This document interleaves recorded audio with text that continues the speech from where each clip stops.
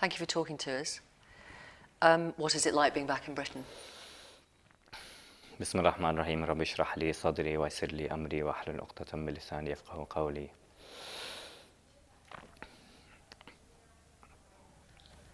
It's just nice to be free, being with my family after being away for so long, savoring the small things that I never used to, that I was deprived of for so long. Like what? Watching the sunset. I never watched the sunset for about 5 or 6 years. Ever in that time? No.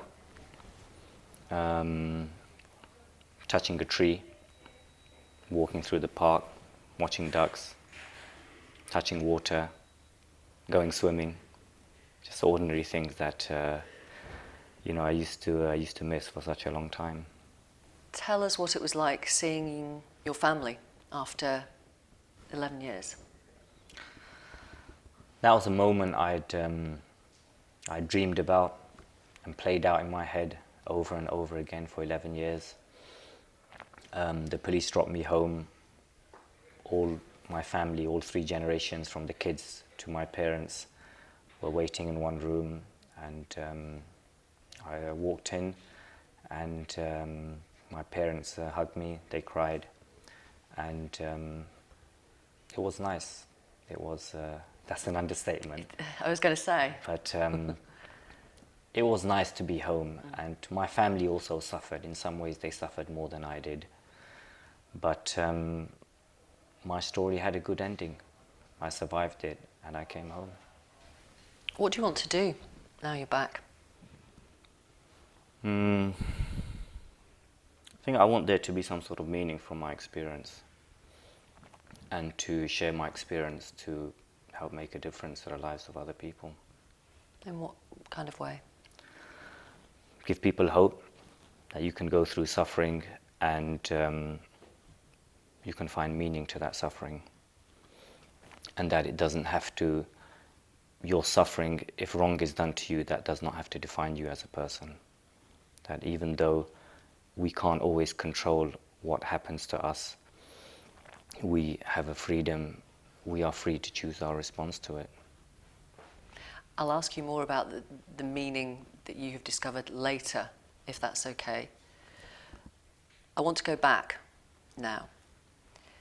You pleaded guilty in the States to providing material support for terrorism and conspiring to provide material support for terrorism. And what that means is funds, personnel and equipment for the Taliban. And as the judge said, it was not about you planning a terrorist attack. It was about you giving support via a website to the Taliban at the time that they were protecting Osama bin Laden before he carried out the 9/11 attacks. It means you're a convicted terrorist. Is that how you view yourself? The judge, one of the most senior judges in America who sentenced me, Judge Janet Hall, after seeing all the evidence in my case, she said, this man is not a terrorist. At the time I pleaded guilty, I'd been in prison for 9.5 years without trial. I'd been in solitary confinement for about just over a year. The prosecutors offered me a deal. They said, hey, plead guilty and you'll be back in England within a year. So I said, where do I sign? So how do you view yourself? Well, I view myself in the way that the judge described me. She said, he's a good person, he's not a risk to anyone, and more importantly, this man is not a terrorist. So, I mean, other people are entitled to their opinion about me, but people who know me, and the judge who saw the evidence against me, she came to the right conclusion. She also said what you did was very serious. It's not the most serious crime that can be committed, but you can't walk away from the fact that what you were doing was enabling Osama bin Laden to be protected in Afghanistan and to train the men who actually boarded the flights that drove into the Pentagon and the World Trade Center. You were both, by your voice and by what you were asking people to do, encouraging the Taliban to protect bin Laden and indeed to fight against the United States who were trying to get bin Laden. She also went on... But do you accept that? She did make that statement, yes. Do you accept that?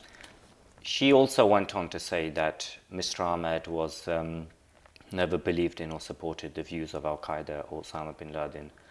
So it was sort of like by advocating support for the Taliban, who at that time had, due to their failure to hand over bin Laden to the United States, then in effect that's what was happening.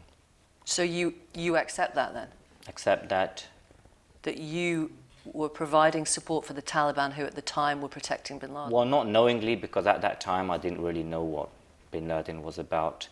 But technically, yes, that's what was happening at that time, that the Taliban, due to their failure to hand over bin Laden, and it wasn't known at the time, and I didn't know at the time that 9/11 is being planned and what bin Laden is really up to. So my advocating support of the Taliban was to help establish an Islamic society, but I do accept that with hindsight, that was naive of me to do so. The situation there was complicated. There was tension between the Taliban and Al-Qaeda. There was a lot of different groups there. Some of the groups were just trying to build an Islamic society. Some of them were planning attacks on other countries, and I didn't know that. So to answer your question, that the initial motives were I did it in good faith, but in hindsight, I regret doing that, and it was naive of me to do that because it was a complicated situation, and whatever was going on there, I didn't have to advocate support for them. To be clear, then, you regret supporting the Taliban back then, yes, 2001? Yes. Why did you support them? I think during the 1990s, the late 1990s, after my experiences in Bosnia, after meeting survivors from the Srebrenica massacre, there was a real fear amongst Muslims in Europe that what happened in Bosnia can happen in other European countries. There was a realistic fear that Britain might be the next Bosnia. And there was a sense of... Britain might be the next Bosnia? Yes. It seems strange. Well, Muslims would be massicered in Britain? Yes. By the state? By government Maybe troops? not by the state, but something like that would happen. And it is strange, it is a bit, it is quite strange to think of it now. But at that time, due to what had happened, Srebrenica was the second largest massacre of civilians in Europe since the Second World War. I actually met survivors from Srebrenica. I actually saw them. I saw the look on their faces. But even though the British government eventually sent troops to help the Muslims who were being massacred there, you still thought that was a possibility in Britain? A lot of people did. A lot of Muslims in Britain did. And I'm telling you how it is. It's, whether it is rational or not, it's difficult for someone else maybe to see that.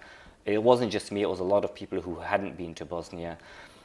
I think what the United Nations did at Srebrenica, there was a sense of we have to protect ourselves, and if we don't protect ourselves, no one is going to protect us, So your experiences then, were they crucial in terms of the motivation for the setting up of the Azzam websites? Yes, absolutely. Because what I saw in Bosnia, and at the end of the war in Bosnia, then I lost a lot of friends who died fighting to protect the Bosnian people. And I considered them heroes. I still consider them heroes. And I wanted the world to know about them. And so we made a series of audio cassettes and books talking about their stories and what happened there. With the ultimate aim of doing what? Just preserving their legacy, just telling the world about these heroes, these great men who went and left their own lives behind in order to help bring life to other people. So I wanted the world not to forget these people. So the websites were set up in order to sell those products talking about the Bosnian War. That was the motivation behind the websites, initially why they were set up. Obviously, the websites evolved as time went on. They did, because in 2001, an article was posted on one of the websites calling for financial support for the Taliban government in Afghanistan. You know, what you can do to help the Taliban was the headline. Yeah. And it talked about how people could effectively send $20,000 to them and how to get it to them and so on. Yeah. Now, you didn't post that article. Did you feel a responsibility for it being on the website, though? Yes, because I was the founder of the website. So even though I didn't post that article, but as the founder of it, I accepted criminal responsibility for it in the United States. And that, together with another article, was the sum total for which I pleaded guilty. That was my offence. And did you agree with that article, what you can do to help the Taliban? At the time, yes. Another article called for people to send equipment to the Taliban, military suits, gas masks. Did you agree with that? Yes, at the time, there was a risk that there might be an invasion of Afghanistan. This is all happening way before 9/11, Yes. so it's important to put in context that It no was one the same knows. year, but months before. Yeah, but no one knows that 9/11 is about to happen. So the Taliban at that time, they are a government with 3 embassies. They're recognized by 3 countries around the world, and they're involved in a civil conflict with the Northern Alliance warlords. So at that time, it was feared that Russian troops might launch a chemical invasion of Afghanistan, and so the website published appeals calling for gas masks to be given to the Taliban to help defend themselves against a chemical attack. One of the articles was still on the website after 9/11, when it was clear that Al-Qaeda was responsible for 9/11. There was 4,000 items of content that went on the websites. So obviously, you know, a lot of them, they stayed on for way after. I mean, it's easy to put everything in the context of 9/11, whereas out of 4,000 items of content on the website, 98% were about Bosnia and Chechnya. And then right at the end of the life of the website, there were these 2 articles supporting the Taliban, which, of course, I mean, it was, in hindsight, that decision to put those articles on the website and to advocate support for the Taliban, then I regret that. And that was, you know, it was naive at the time with the hindsight of what was actually going on in Afghanistan at the time. In late 2001, again after 9/11, Azzam posted a farewell message. I'll read you a couple of quotes. "We believe the word of Osama bin Laden and the Taliban as Muslims when they say they had nothing to do with this terrorist attack, over and above the word of a lying disbeliever like Bush. If they did it, they would proudly say so, because they are not afraid of the reprisals from anyone." What did you think of those sentiments at the time? I think here lies the naivety of taking people's words at face value. And strange and odd as it seems now, at the time, I never believed that bin Laden and Al-Qaeda were behind 9/11. They only accepted responsibility for it. I think it was about 4 years later, in 2005, where bin Laden actually made a statement saying, yes, you know, we accept responsibility for that.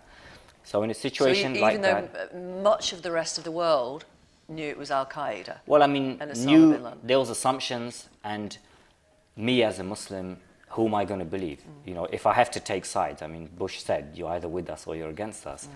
I'm not going to take Bush's side. So after that, it wasn't really about Al-Qaeda, it was about this country, you know, the Taliban, they're being attacked. And if I'm going to take sides, then obviously I'm going to take their side. Because? You know, it doesn't mean that I support Al-Qaeda or bin Laden, because of my experience in Bosnia, where here you have a Muslim nation that is attacked by a foreign invading army, then my sympathy would be with the Muslims, obviously. Another quote, "The Taliban government have proved their Islamic legitimacy to the whole Muslim ummah. Now there are 2 sides. Whoever is not on the side of the Taliban is a hypocrite. the Muslims all over the world must render as much financial, physical, medical, media and moral support to the Taliban as they can. If this means taking a year out from one's university or work, then this must be done as the situation demands it. Okay, I didn't actually post this article, but I accept that the website at the time was advocating support for the Taliban regime. So obviously, at the time, I mean, not the details of it, but I agreed, and I was advocating, and the websites were advocating support for the Taliban regime. Absolutely, but this is not the article that was, that was found to be an offence later. I understand. How would you describe the Taliban now? Well, looking back now, I mean, history has shown that no regime can survive without the popular support of the people. And the Taliban learnt that to their detriment, because the moment they were invaded, they crumbled within a few months. And that obviously tells you that something was wrong. Now, whereas with Bosnia and Chechnya, I supported those causes because I had actually been there and I knew what was going on there. And I think the mistake was me advocating support for a country and a regime. I hadn't lived there, I hadn't been there, I hadn't lived under them. I didn't really know what they were about. And I think I've learned that things are quite complicated. It's easy to sit here and to think, oh, things happening in a foreign country, and you hear things on the grapevine. But there were a lot of things happening there. Things were complicated, and there were a lot of bad things that were happening there as well. There was some good that the Taliban did, but there was some bad that they did as well. And so how do I feel about that? Well, I feel I was naive in advocating support for them and thinking that what happened in Bosnia and Chechnya was happening in Taliban, and it wasn't. It was a different set of circumstances. But now, knowing what you know about the Taliban? Well, I was wrong to advocate support for them, obviously. You have always made it clear that you condemn 9/11. Do you understand why the American authorities might think otherwise? They don't think otherwise. At the time they did. At the moment they know it's clear, and they made it clear in court documents that we know that Mr. Ahmad never supported or believed in or associated with Al-Qaeda or Osama bin Laden. As hard as it is, I sort of get where the United States is coming from. They were angry. The case agent who investigated me, he told me so. During the flight, during my extradition, he came and spoke to me. And he told me, he said, I lost 14 colleagues in 9/11. And as he said that, he looked at me in the eye. And he said, that's what's motivated me in my work. So inside I thought, what? Someone did 9/11, so you're blaming me for it? You're coming after me? But when people are angry, they don't make rational decisions. They don't think rationally. After 9/11, the United States, the people were angry. And that shows in the actions that they did in the world, that they were angry and they were not thinking rationally. So one of those irrational decisions was to think that somehow I had something to do with Al-Qaeda or bin Laden, to come after me.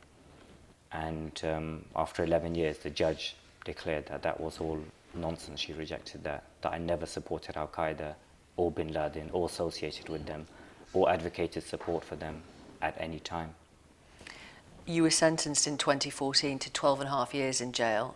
The US authorities actually wanted a jail sentence of 25 years. Yes. How did you react to that sentence? To be honest with you, it was a shock, it was a surprise, a pleasant surprise. I didn't expect that I could receive, as a Muslim accused of terrorism, I did not expect that I would receive any sort of justice in America, down the road in Connecticut, down the road from Ground Zero, from New York. I guess the best way to describe it is the children's book, Stickman by Julia Donaldson. Stickman goes around the world trying to convince the world he's not a terrorist. No one believes him. And then when he's far away from home, he finds a lawyer who actually figures out who he is, and then she tells everyone that, no, this guy's not a terrorist, and then he's able to come home. So I was surprised. I didn't expect the judge to say the words that she did about me, that this is a good person who never meant any harm to anyone. He's not a terrorist. And it was a pleasant surprise. I mean, I knew that in my heart all along, but it was a surprise. You have said a number of times, you're not a terrorist. You have quoted some of the judge's comments. Yes, she said you're a good person. Yes, she said she believed you posed no threat to the public, but that what you did was serious. Some of the things I mentioned earlier. You pleaded guilty to terrorism offences, 2 of them. Therefore, in the eyes of the law, you are a terrorist.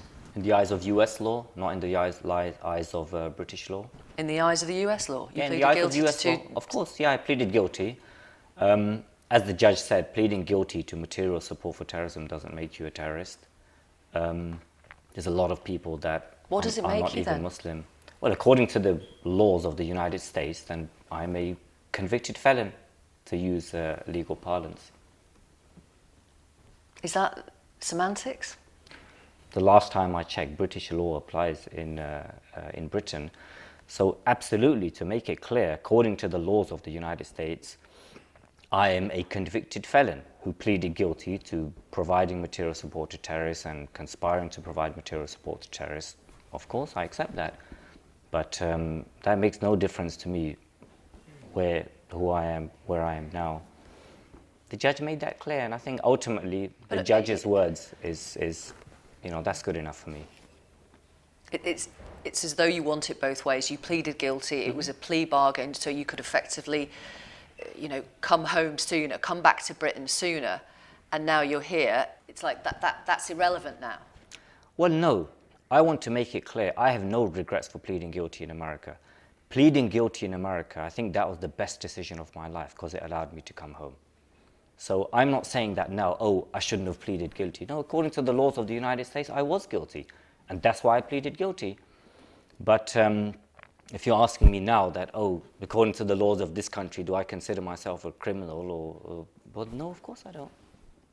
I wonder, when you look back at the websites now, do you acknowledge that the Azzam websites were effectively the kind of the start of cyber jihadism, that the kind of images, the kind of postings have now been adopted and are used in a very different way, perhaps even much more gruesome way, a more sophisticated way, by groups like so-called Islamic State? I don't think so, because the Azzam websites were predominantly focused on the conflicts of what was happening in Bosnia and Chechnya, where foreign invading armies had invaded a Muslim country and they were killing civilians. What's happening today is that people are killing civilians and then they're filming it and putting it on TV. So it's like the complete opposite of what the Azzam website stood for. There's no link at all? No, of course not. Of course not, no. One of the tapes that your website hosted and you narrated was called In the Heart of the Green Birds, and it had stories, as you've just explained, of battles in Bosnia, people who were killed. Years later, that tape was found in possession of some of the London 7/7 bombers.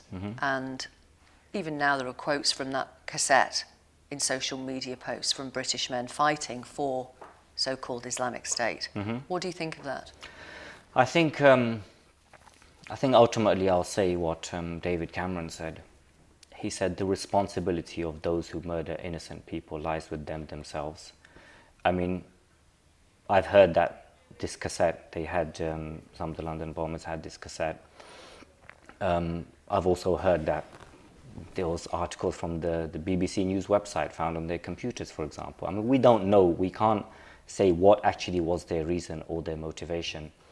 But to say that someone hears a tape about heroes who gave their lives protecting innocent people in Bosnia, and then they use that as a motivation to killing innocent people on the streets of London, you need quite a lot of mental gymnastics to get from there to there. And I wasn't making that point. I was just asking you Yeah. what you thought about the fact that one of those bombers that killed your fellow British compatriots Yes. had that cassette that you'd narrated.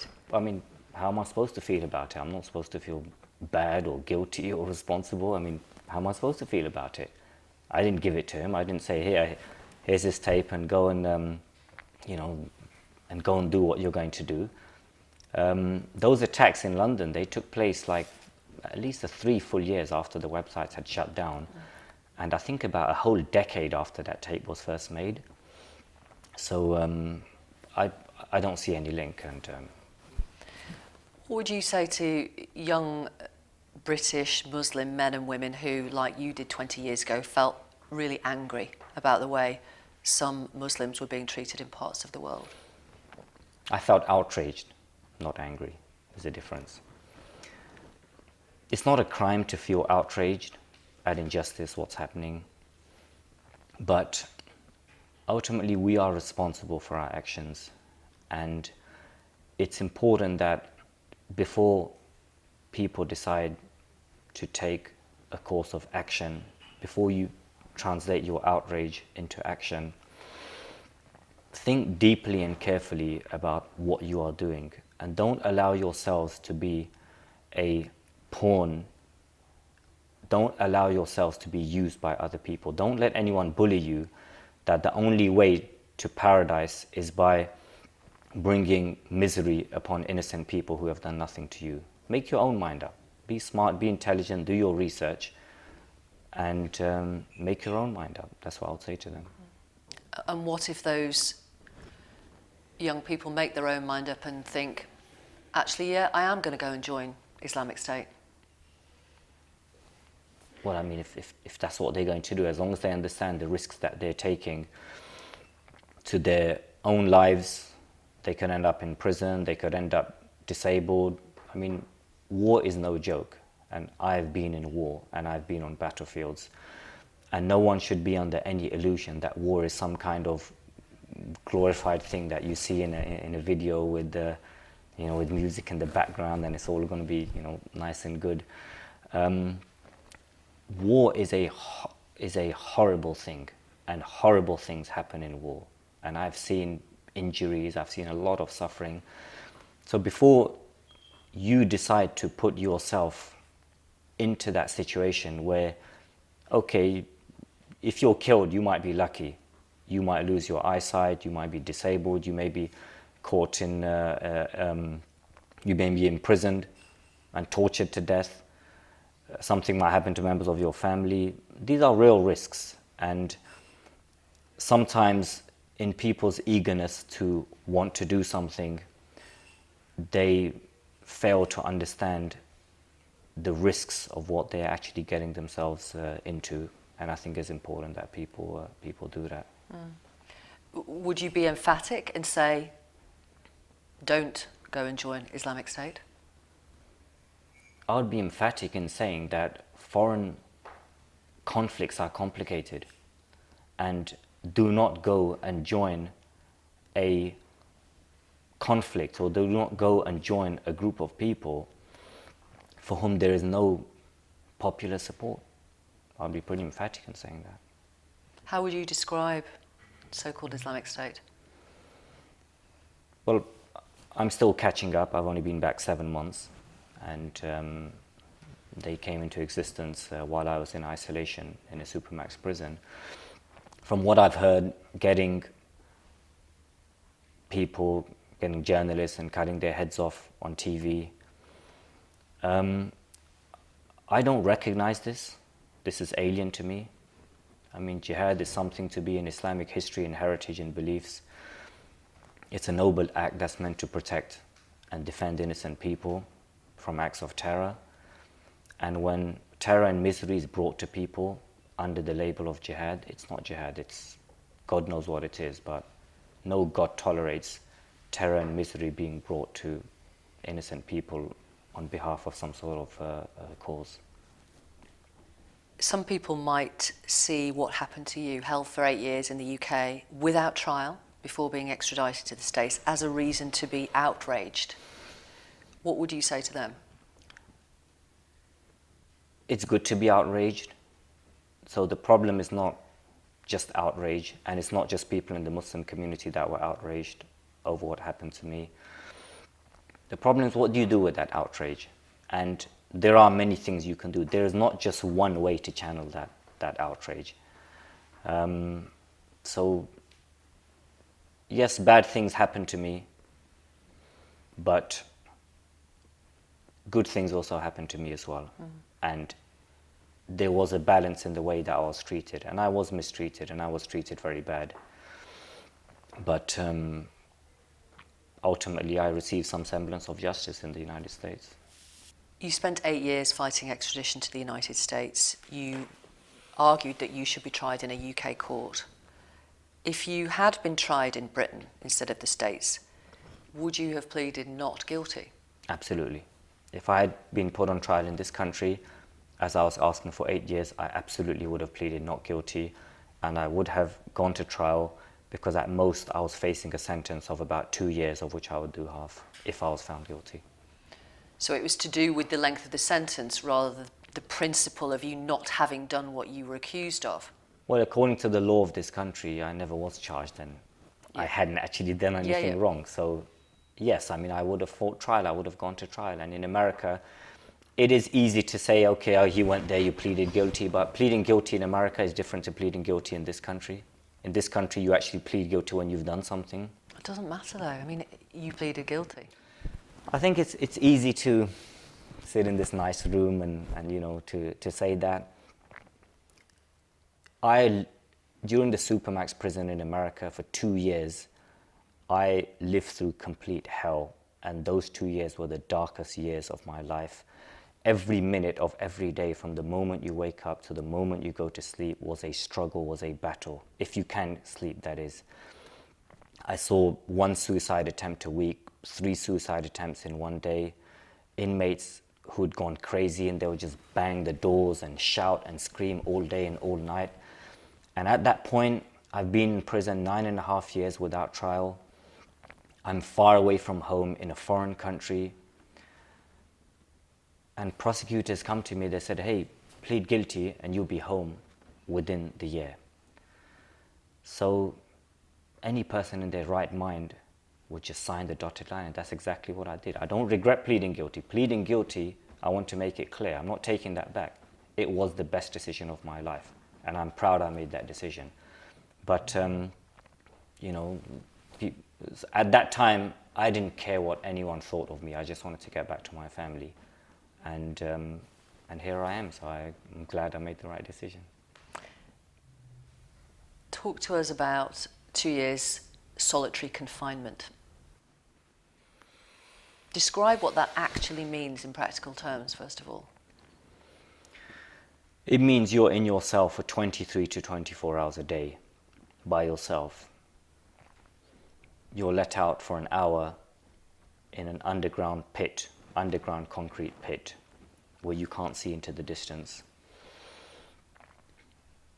If something is bothering you, you can't talk to anyone, you can't text anyone, you can't, you know, shout at anyone. You just have to be alone with your thoughts and toss and turn till the morning. How I would talk to other inmates is through the sink. I would get a toilet roll cardboard insert, and you blow the water out from the sink, and then one person listens and the other person speaks. But your back gets tired because you're like hunched over this, you know, the sink to do that.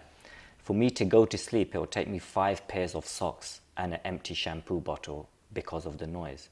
I would get the pairs of socks and, using a plastic spork, squeeze it in through the gaps all over the door. And then there was a vent that would blow air from the bottom.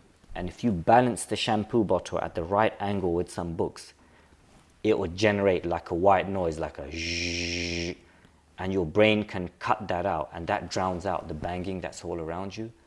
But then 3-4 times in the night, you'd wake up when the shampoo bottle falls, and the banging will wake you up. And that's other inmates making a noise? Other inmates just banging and shouting and screaming 24 hours a day. For 2 years, I never got a full night's sleep. You would be subject to a full strip search, including humiliating cavity searches every time you left your cell, even if you left your cell to go to a shower. You would be in full shackles every time you leave your cell. Inside the shower, they would keep the leg shackles on, but they'll just take your handcuffs off. So I remember there was an inmate next to me, and he tried to commit suicide. There was blood all over his cell. It was like a centimeter deep, and going past the cell, there was so much blood in there, it smelled like a butcher's shop. After I got back, I entered a butcher's shop, and straight away it took me to that memory of the blood in that cell. Even now, when I go into a butcher's shop, I can smell that blood. So those were very dark years, and I won't lie to you to try to somehow embellish it. Those were the darkest years of my life, and during that period, I would have done absolutely anything to get the hell out of that place and to get home. And I'm glad I made the right decision and I'm home. What has that kind of experience done to your mind? I've been getting help, professional help. For trauma treatment, to basically help me deal with 6 years in isolation, including 2 years in solitary confinement. So I'm in a better position now than I was when I got home 7 months ago. I've calmed down a lot. I'm able to sleep better. I'm a bit less vigilant of my surroundings. I'm a bit less anxious. But I think it's made me. I think it's made me a stronger person. And it's made me realize as how human beings, how important you need life, you need other human beings to survive. People like to try and tough it out, oh yeah, I can do it by myself, but in the solitary confinement, in the supermax, you would just die to talk to another person. That's all what it was about. I had books to read, I had letters to write, I had a little slit window so I could sort of see some birds outside. But you would talk to anyone. You know, you would absolutely, sometimes an officer would come and you just talk to him, and he's also a prisoner. He's got no one to talk to as well. An officer would come to there were some officers, and they would come to my door and we'd speak, and we'd speak about England, and they'd seen all the movies and they wanted to know about, they would quote lines from Robin Hood and the Sheriff of Nottingham, and so you're just dying to speak to any human being because you have no human contact. Very little human contact you have for those times, and you're just desperate for that. Do you have post-traumatic stress disorder as a result of those experiences? Yes. And the counselling is helping? The trauma treatment has helped, yes. I've been doing it for several months now, and it has helped. Most of the PTSD was arising from what the police did to me back in 2003. And being in isolation for several years, including solitary confinement, it actually aggravated that. But the treatment has helped a great deal, yes. What are your thoughts towards the US authorities now, then? I'm obviously not happy about what they did to me, but I'm not angry or bitter over what they did to me. And I remember a line that Nelson Mandela said when he walked towards the prison gate when he was released. He said, I knew that if I did not leave my bitterness and hatred behind, then I would still be in prison. So the Americans released me, but I've also released them. Does that make sense?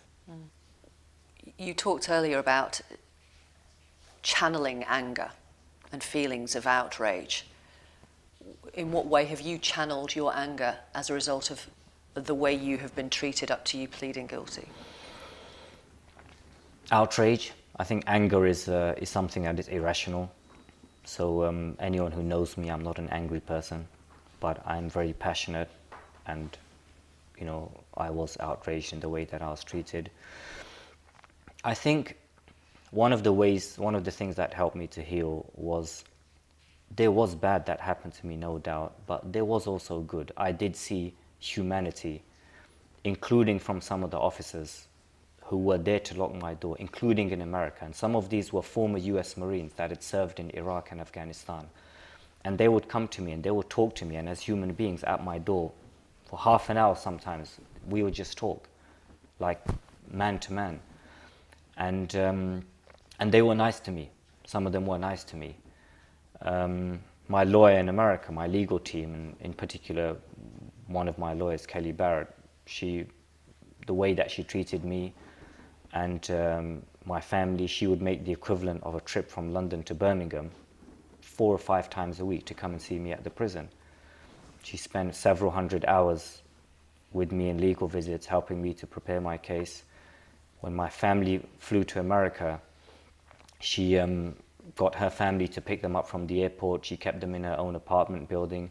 She brought her mum over from another state to take care of my 2-year-old baby niece, just so that my family could attend the sentencing.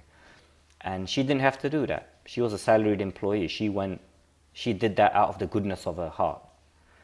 So when I look at the bad thing that Americans did to me, there were also ordinary white Americans that treated me very well. So the way I look at it now is that it's not all Americans are the same. And it's changed the view that I look at America and Americans. They do a lot of bad things in the world, and a lot of people dislike them, and a lot of that dislike is justified. But I think it's unfair to tarnish all Americans as the same, and I saw some very good Americans during the time that I was there. When you were extradited to the States, you were hooded, I understand, as you were led to the plane. Yes. Why? I don't know. When I got to the Royal Air Force Base, it was actually Metropolitan Police officers that first applied blacked out ski mask and earmuffs to me before I left the police van. And the officer came back and he said, "I'm sorry, mate, but we need to put these on you." And I remember saying to him that, "Officer, you know you're not allowed to do this. Blindfolding is banned in Europe. You're not allowed to do this." And he said, "I'm really sorry, it's the Americans, and that's the way they want it done, so that's how we have to do it." So he was scared. The Metropolitan Police officers were scared. Of what? Of the Americans. And this is in a Royal Air Force base somewhere in the east of England. So they put these blacked out ski mask goggles on me and these earmuffs, and then led me with handcuffs to this building. And then thereafter I was handed over to the Americans, and then the Americans did the same. They blindfolded me and put earmuffs on me and put me in full shackles before they led me to the private jet. And I stayed like that for the first hour of the flight. And when I landed, I think an hour or two when I landed, they put me back in blindfolds and earmuffs. Why did they do that? I don't know. But after I complained to the British consulate in Boston, they contacted the Foreign Office, and the Foreign Office contacted the United States government, and they stopped doing that. I think the next person who was extradited after me, they didn't blindfold him. Now you're back, I wonder if you think you are being monitored by MI5? I hope not. I mean, I think MI5 is, they've got a lot more things on their plate than to be following me or monitoring me. They've tried to call me a few times, asked me if I'm interested in working for them, and I've told them I'm not a rat. That's not who I am. So, Since you've been back, they've called you? Since I've been back, yeah, a few times. They've How always many been times? about 3 times. They've called me. They haven't been aggressive. They've been polite and courteous to me, and they've asked me, and they've respected my decision that I do not wish to work for them and I do not wish to meet them. So you said you wouldn't do it because you're not a rat. What do you mean? I'm not. That's not who I am. I'm not a spy and informant who goes into communities and hears things and goes and tells other people about it. You know, most people in the world are not like that. And intelligence services, they occupy a dark world, and I think it changes them as people. Some of them become dark people because of the work that they do, and I have no desire to be part of that world. Some of them do good work, but some of them turn into dark people, and I've seen that, and I don't wish to be part of that world. Did it surprise you when you got the call or not? Not really. I mean, that's their job. They have to do. They have to try and recruit people, and it wasn't a big deal. But I think it's important to say that they were polite and courteous. They weren't aggressive, which is previous contact I've had with them. They've sort of been a bit aggressive and made threats and all that. But this time round, I mean, when I got home, the Scotland Yard officers, they shook my hand and they said, "Welcome back, Mr. Ahmad." They didn't even search my bag. They didn't interrogate me. And they actually, because it was late at night, they actually gave me a lift home. They offered me a lift home if I wanted it, and I accepted the lift, and they brought me home. So I hope that represents a shift in attitude and the way that they work, that they realize that respect isn't free, and if you want people to respect you, you have to earn it, and I hope they realize that. I asked you earlier, but I'd like to ask you again. What is it that you want to do now with your time? I want to use my experience to make a difference to the life of other people. I don't want my 11 years, what I've been through and everything I've been in my life, to be defined by ISIS or a group of people who came about when I was in isolation. I think there's bigger issues here, that people suffer in their own ways. You yourself, you've suffered in an unimaginable way. People suffer from disability, bereavement, poverty. People have a lot of problems, and I would say to people, I want to give people hope that whatever you go through, don't despair and don't give up hope, because one day the sun will shine again, as it did for me. What does that mean in practical terms? You want to offer people hope. How does that translate into I don't see work myself or... as a victim. I see myself as a survivor. Wrong was done to me, but I survived that experience without it turning me into an angry, bitter person. And if you can go through life and if you can overcome hardships and it does not turn you into a person who's angry and bitter at the world, then you are a survivor. And that's the message I want to get across to people. And in terms of work or a job or talking to people, what does that, physically, what do you want to do? That's the message, but how does that translate in practical terms? Well, I'm writing a book. I've almost finished writing it, about my experience. People will take from my story whatever they want to. I think there's a lot of young people today, young Muslim men in the Muslim world, who are in some ways following a path which may have some similarities to the path that I followed many years ago. Don't get me wrong, I'm proud of everything I did to help and support the Bosnian and Chechen people. I'm proud of that. I went there, I fought there, and I'm proud of that. I don't have any regrets over that.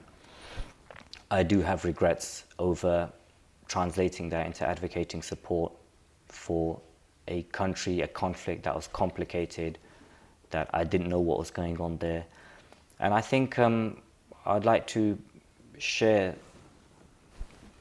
write my story, maybe speak and meet people. I'm not going to come out on TV and, hey, here's some former prisoner and he's become some prevent anti-extremism campaigner or something. That's not me, but just talking to people in restaurants and homes and just sharing my experience and it's nothing formal about it. But I think you see the world differently when you're 41 than you do when you're 18. So I'd like to share my experience if anyone has anything that they want to gain from me. Many people supported your wish, your desire to be tried here in the UK. What did you think of that level of support? I received over 10,000 letters from members of the public who shared their lives with me and gave me hope. 150,000 people signed a petition calling for me to be put on trial in this country. I think those people are heroes because I had no choice but to try and survive my ordeal, but every single one of them had a choice, and they did not have to support me, and they went out of their way to support me, so I'm touched by that. What did you do in Bosnia? What did you see in Bosnia?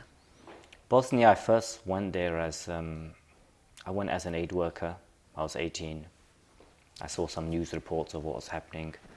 So I thought, let me do something. I didn't want to be one of those people who just walk away when they see something bad. And then what I saw there, it just, yeah. What I saw there was quite overwhelming. Seeing, refugees and seeing minarets destroyed, meeting people whose people in their villages had been subjected to rape. Dogs, I remember there was a dog. The dog was limping because it had been injured by shrapnel, and anyone that would come near it, it would like whimper away because the dog was traumatized. I heard some quite horrific accounts. I met this man, and he told me a horrific account of what happened to a lady in his village, where the Serb paramilitaries, they took her 3-year-old daughter, they raped her, they slit the throat of the child, they put the meat of the child's body into a mincemeat making machine, and then they cooked that ground meat and they fed it to the mother. When I heard that story, the next morning I went to the nearest Bosnian army base, because I thought that there's no point giving food and water to people to whom this is happening. I wanted to stop this happening. So I went and I enlisted with the International Brigade, and over the next few years, on and off, I fought to protect the Bosnian people against the Serbs.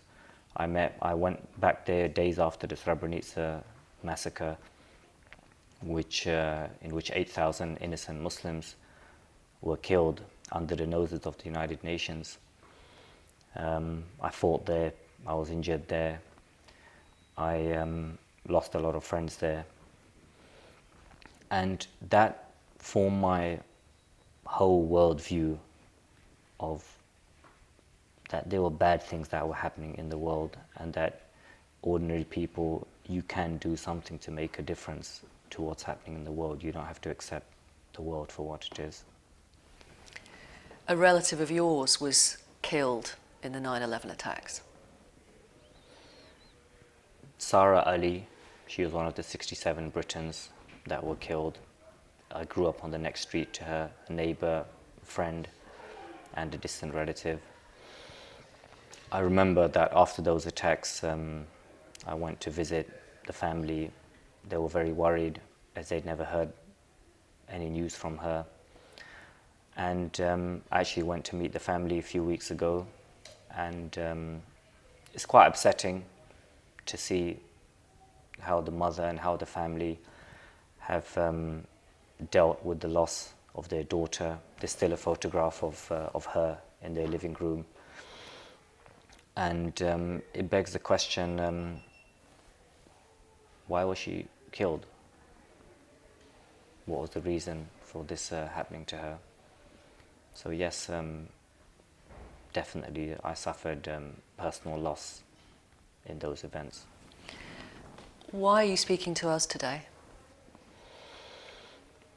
I wanted to share my experience, and I didn't want to do it as soon as I got back.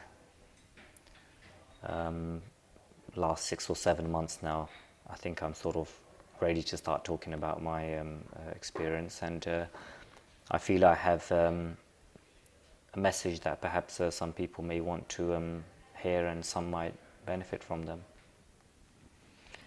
Thank you very much for talking to us. Thank you, you're welcome.